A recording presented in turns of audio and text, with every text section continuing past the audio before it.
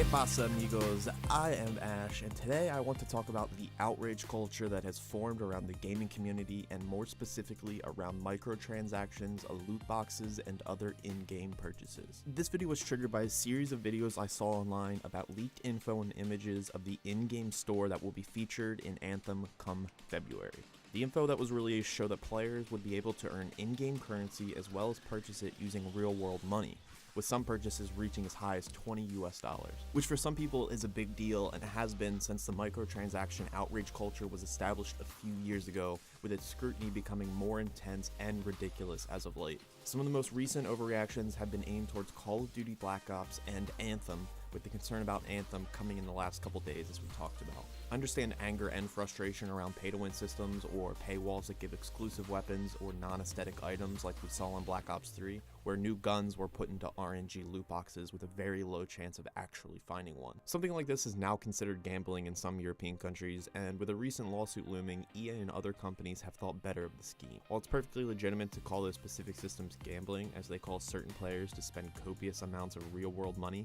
the microtransactions we've seen as of late are not to that caliber. Personally, I enjoy an in-game shop, wherein players can purchase new skins for a character or weapon, and while I admit that the experience is more enjoyable when players are able to earn the in-game currency, it's in no way a crisis when you must pay to obtain shop items. It's entirely my choice to support a game by purchasing a shop item. I have never felt pressure to spend money in games that have pulled off the appropriate monetary system. That being said, I do remember dropping money into Black Ops 3 for a chance at the loot box exclusive weapons, but that is not the issue at hand.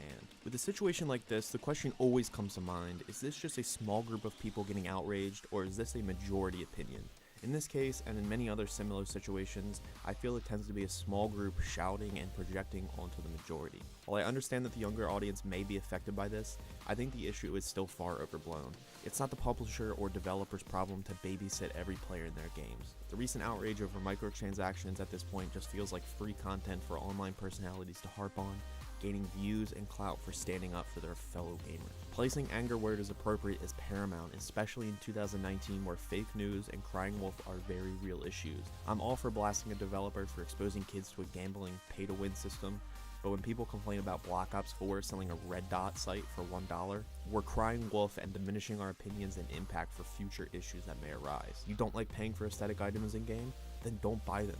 Many people like to support a developer they feel is doing a great job. I have no problem throwing $5 or $10 at Epic Games for a few V-Bucks, as I appreciate the game they've made and maintained over the last couple of years. Many of the YouTubers or journalists calling out a game's microtransaction system have merch links in their bio. What's the difference there? You create an entertainment product and have a store where people can buy an aesthetic item.